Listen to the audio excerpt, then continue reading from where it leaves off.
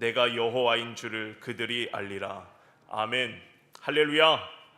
거룩한 주일 이 새벽 기도의 자리에 오신 모든 성도님들 가운데 하나님의 크신 은혜와 축복이 넘치기를, 또 가정에서 삶의 자리에서 영상을 통해 예배에 동참하신 모든 분들 가운데도 크신 은혜가 있기를 주의 이름으로 간절히 축원합니다.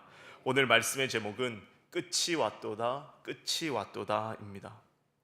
하나님께서는 당신이 하나님 되심을 드러내시고자 내가 여호와인 줄을 그들이 알리라 라는 말씀을 반복하시면서 이스라엘 백성들을 죄악 가운데 심판하시고 그들을 또 우상 숭배를 모두 제거하십니다. 오늘 말씀에서도 내가 여호와인 줄을 너희가 알리라, 이 말씀이 반복되는데, 이 말씀은 에스겔서에서만 60번 이상 나오는 그런 말씀입니다. 하나님께서 하나님 되심을 온 세상이 인정하는 것, 사람들뿐만 아니라 모든 피조물들이 다 그것을 인정하는 것이 지극히 마땅하고도 당연한 일인데, 특별히 하나님의 백성이라는 이스라엘 백성들이 하나님을 하나님으로 여기지 않습니다. 그래서 하나님은 친히 당신의 위대하심을, 또 당신의 거룩하심을, 당신의 하나님 되심을 재앙이라는 극단적인 심판을 통해서 이스라엘 백성들에게 보여주고 있습니다. 어제 말씀에서 그런 말씀을 드렸습니다. 우상 숭배라는 죄는 가장 큰 죄악인 동시에 또 가장 범하기 쉬운 죄가 바로 우상 숭배라는 것입니다. 우리의 마음에는 텅 빈 마음이 있는데, 이 마음을 하나님 아닌 다른 것으로 채우고자 한다면 그 모든 것들이 우리의 우상이 될 수밖에 없다라는 겁니다.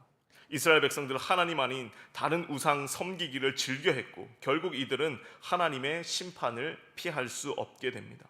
오늘 본문에서 하나님은 이스라엘의 끝이 왔도다, 끝이 왔도다, 재앙이 왔도다 라고 에스겔을 통하여 하나님의 심판을 예언하십니다. 오늘 본문을 세 부분으로 나누면 1절로 9절까지 임박한 심판의 예고입니다. 하나님은 그들의 가증한 일을 보응하시는데 더 이상 긍휼히 여기지 아니하시고 더 이상 저들을 불쌍히 여기지 아니하시겠다, 재앙이 왔고 끝이 왔다라고 선언하십니다.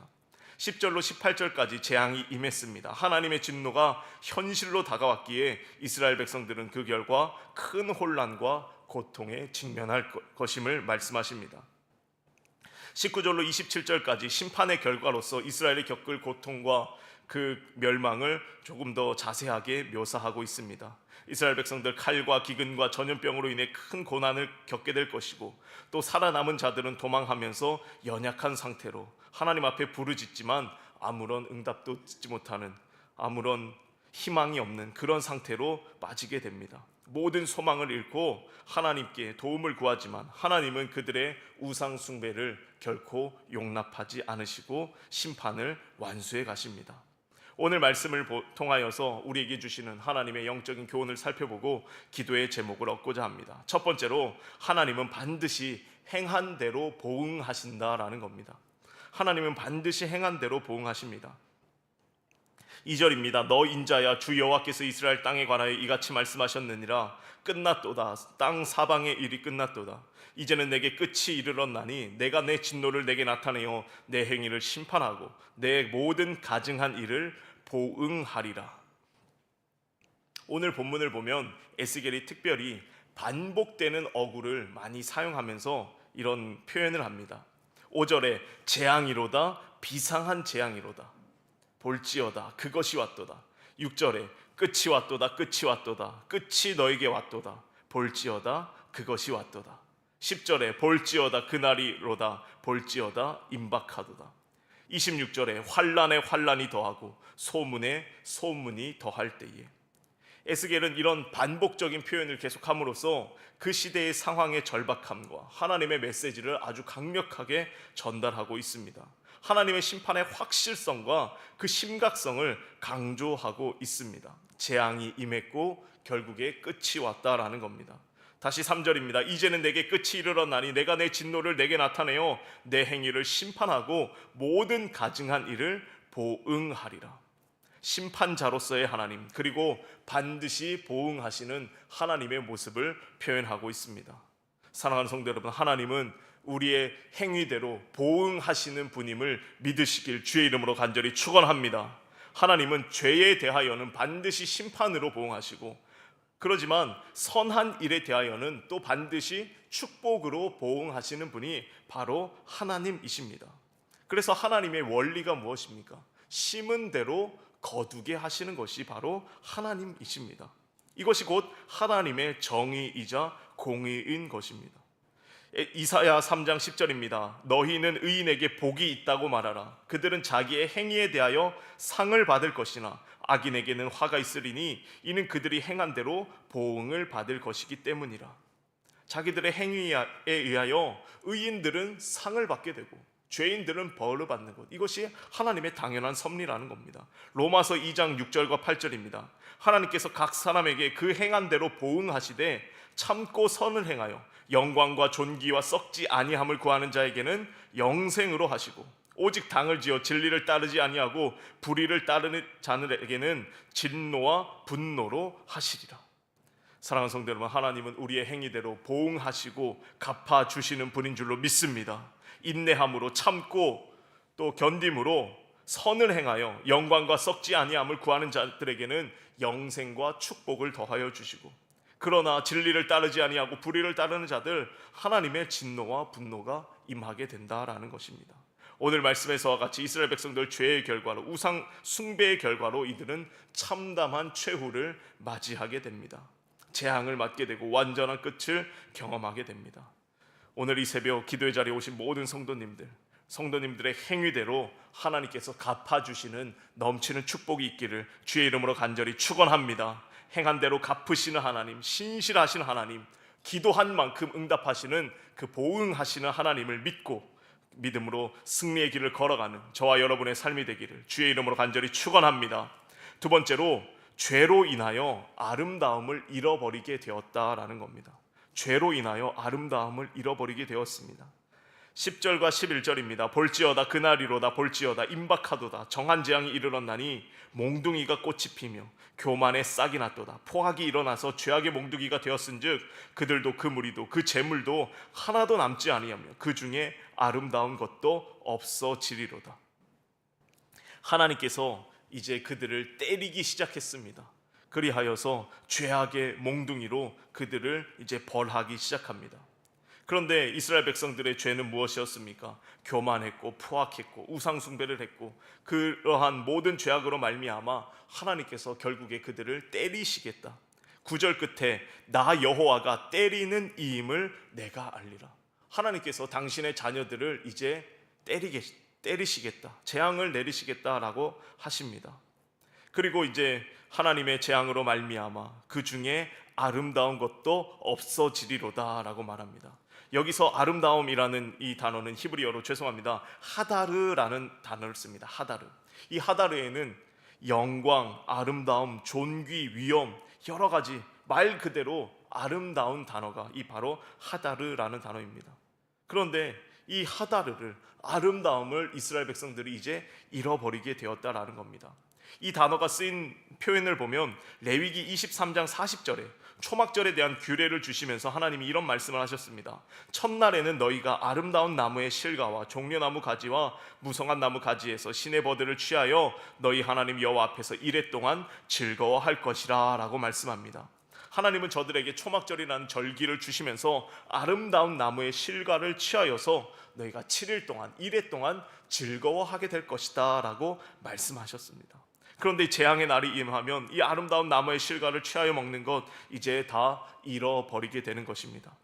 또한 시편 90편 16절에 이런 말씀이 있습니다. 주의 행사를 주의 종들에게 나타내시며 주의 영광을 그들의 자손에게 나타내소서. 여기서는 그 아름다움이라는 단어가 하나님의 영광으로 쓰였습니다. 이스라엘 백성들 죄악으로 말미암아 하나님께서 함께 하셨던 하나님의 영광도 잃어버리게 된 것입니다. 하나님의 영광이 떠난 백성들, 하나님께서 허락하신 아름다움을 잃어버린 이스라엘 백성들, 저들의 삶은 이제 참혹함만 남을 뿐이고 애통과 애곡과 재앙만이 있을 뿐입니다. 사랑하는 성도 여러분, 우리의 삶 속에 행여나 죄악들이 있다면, 죄가 있다면 그 죄로 말미암아 하나님의 영광이 떠나가도록 만들고, 또 하나님께서 허락하셨던 우리의 삶의 풍성한 아름다움도 빼앗기게 된다는 것 우리가 기억해야 할 줄로 믿습니다. 사사시대의 엘리 제사장 때에 이들이 블레셋과의 전쟁에서 하나님의 언약궤를 빼앗기는 아주 큰 일이 납니다. 그때에 엘리의 아들들이었던 홈니와 비느하스가 죽게 되고, 그 죽음의 소식을 듣고 엘리 제사장도 충격을 받아 뒤로 넘어져서 목이 부러져 죽게 됩니다. 그리고 그때 비느하스의 아내가 아들을 낳으면서 죽게 되는데, 그 아들의 이름을 이가봇이라고 외치면서 죽습니다. 그런데 이 이가봇이라는 그 이름의 뜻이 하나님의 영광이 떠나다라는 의미입니다. 아들이 태어나는 것, 생명의 탄생이라는 그 아름다운 소식이 하나님의 영광이 떠나가게 되므로 그 아름다움을 잃어버리게 되었다라는 겁니다.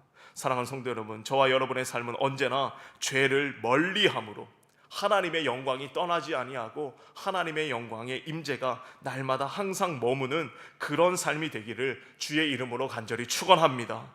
죄를 멀리함으로 하나님 앞에 의롭게 살아감으로 말미암아 하나님 허락하신 인생의 그 아름다움을 잃어버리지 않기를, 아름다운 열매를 거둠으로 풍성한 삶이 되는 저와 여러분의 삶이 되기를 주의 이름으로 간절히 축원합니다. 끝으로 재앙의 날에는 우리 가진 모든 것이 헛된 것임을 깨닫게 됩니다. 재앙의 날에 하나님께서 남겨두신 자들, 그래도 도망을 가게 되고 그들은 자신들의 죄를 한탄하며 회개하게 됩니다. 16절입니다. 도망하는 자는 산 위로 피하여 다 각기 자기 죄악 때문에 골짜기의 비둘기처럼 슬피 울 것이며, 어제의 말씀에서도 남은 자들은 자신들의 죄가 부끄러워서 스스로를 한탄하게 됩니다. 철저한 자기 부정과 철저한 하나님 앞에서의 절망, 그 앞에서 그제서야 여호와 하나님이 참 하나님이심을 깨닫고 신실한 소망과 믿음으로 하나님 앞에 울부짖게 되는 것이죠. 그런데 이들 슬피 울며 자신들의 죄를 통곡하는데 너무나 비참한 모습, 처량한 모습으로 하나님 앞에 부르짖고 있습니다. 저들을 남겨두신 것 자체가 하나님의 긍휼의 모습이지만 하나님은 저들에게 더 이상 긍휼을 베풀지 않으시겠다라고 말씀하십니다. 17절에 모든 손은 피곤하고 모든 무릎은 물과 같이 약할 것이라. 그들은 굵은 배로 허리를 묶을 것이요 두려움이 그들을 덮을 것이요 모든 얼굴에는 수치가 있고 모든 머리에는 대머리가 될 것이며 그들은 그 은을 거리에 던지며 그 금을 오물같이 여기리니 이는 여호와 내가 진노를 내리는 날에 그들의 은과 금이 능히 그들을 건지지 못하며 능히 그 심령을 족하게 하거나 그 창자를 채우지 못하고 오직 죄악의 걸림돌이 되미로다. 남은 자들, 도망간 자들, 또 포로로 끌려가는 자들의 모습이 어떠한지 이렇게 자세하게 묘사합니다. 손이 너무나 피곤합니다. 손에 힘이 하나도 없습니다. 무릎이 연약해집니다. 일어설 힘이 없는 것이죠. 굵은 배로 허리를 묶으며 통곡하고 두려움이 저들을 완전히 뒤덮고 있는 것입니다. 저들의 얼굴이 너무나 수치스러워 보이는 것입니다. 그리고 특별히 지금까지 의지했던 것들, 은과 금을 다 내던지고 오물처럼 여기게 됩니다. 왜냐하면 그것들이 재앙의 날에는 아무런 힘을 발휘하지 못하게 됩니다. 지금 당장 먹을 것이 없는데 굶어 죽게 생겼는데 금덩어리, 은덩어리가 무슨 소용이 있겠습니까? 결코 그것으로 창자를, 배를 채울 수가 없고 오히려 그것을 들고 도망 다니기에 걸림돌이 되기 때문에 그것들을 다 내다 버리게 되는 것입니다. 재앙의 날에는 그동안 내가 의지했던 모든 것이 다 헛된 것임을 깨닫게 됩니다. 물질뿐만 아니라 사람들도 마찬가지입니다. 재앙의 날에는 아무리 위대한 사람도 아무것도 할 수 없는 무능력자가 될 뿐입니다. 25절 이하입니다. 환난에 환난이 더하고 소문에 소문이 더할 때에 그들이 선지자에게서 묵시를 구하나 헛될 것이며 제사장에게는 율법이 없어질 것이요 장로에게는 책략이 없어질 것이며 왕은 애통하고 고관은 놀람을 옷 입듯 하며 주민의 손은 떨리리라. 내가 그 행위대로 그들에게 갚고 그 죄악대로 그들을 심판하리니 내가 여호와인 줄을 그들이 알리라. 환난에 환난이 더해지고 소문에 소문이 더해져서 온 백성들 두려움과 공포에 떨게 됩니다. 우리도 재앙이 일어나면 어떤 막 흉흉한 소문이 돌잖아요. 그런데 그 소문에 소문이 더해서 사람들을 더욱 두려움에 떨게 만듭니다. 선지자들에게도 더 이상 하나님의 말씀, 묵시가 없습니다. 제사장들에게 율법이 없고 장로들에게 뾰족한 대책이 없습니다. 왕이라는 사람도 그저 애통할 뿐이고 고관 대신들도 놀라서 어쩔 줄 모릅니다. 주민들은 그 손을 파르르 떨면서 두려움과 괴로움 가운데 있는 것이죠. 재앙의 날에는 위세를 떨치던 그 모든 사람들도 실상 아무것도 아니었음을 나타나게 되는 것입니다. 사랑하는 성도 여러분, 재앙의 날뿐만 아니라 실상은 우리의 삶에서 우리가 의지하는 대부분의 것들 다 헛된 것임을 우리가 기억해야 한다라는 겁니다. 물론 우리가 살아가는데 은과 금이 필수적으로 필요하고, 그럼에도 불구하고 그것들이 우리를 구원하는 것은 아닙니다. 왕과 고관 대신들, 세상에 많은 귀인들이 있다 할지라도 그들이 다 각각 자리에 필요한 사람들이지만 그 사람들이 결코 내 생명을 구원하거나 우리를 재앙에서 건져낼 수 있는 것이 아니다라는 겁니다. 우리의 구원은 오직 살아계신 하나님 여호와 한 분, 그 하나님께만 우리의 생명이 달려있고 우리의 구원이 달려있는 줄로 믿습니다. 그러기에 우리는 그 하나님을 인정하고 그 하나님을 예배하고 또 그 하나님을 찬양하며 살아가는 것입니다. 이 모든 심판의 목적이 무엇입니까? 내가 여호와인 줄을 그들이 알리라. 바라기는 저와 여러분의 삶이 하나님께서 하나님 되심을, 오직 구원과 생명과 소망은 하나님께만 있음을 믿음으로 그 하나님을 경배하고 찬양하는 저와 여러분의 한날이 되기를 주의 이름으로 간절히 축원합니다. 함께 기도하겠습니다. 참 좋으신 하나님 감사합니다. 거룩하고 복된 주일, 이 새벽에도 삶을 구별하여 기도함으로 하루를 시작하게 하심에 참으로 감사를 드립니다. 하나님께서는 반드시 보응하시는 정의롭고 공의로운 분인 줄로 믿습니다. 죄에 대하여는 심판으로 보응하시지만 선한 일에 대하여는 축복으로 갚아주시는 줄로 믿사오니 우리가 날마다 선을 행하며 하나님의 뜻을 구하며 살아가는 복된 삶이 될 수 있도록 주님 은혜를 더하여 주시옵소서. 하나님, 재앙의 날에는 우리가 의지했던 그 모든 것들이 헛된 것임을 깨닫게 됩니다. 우리가 지금 무엇을 의지하고 있습니까? 오직 하나님만을 의지하게 하시고 우리의 생명과 구원이 오직 하나님의 손에 달려있음을 믿음으로 하나님만을 경배하고 찬양하는 우리의 삶으로 주님 인도하여 주시옵소서.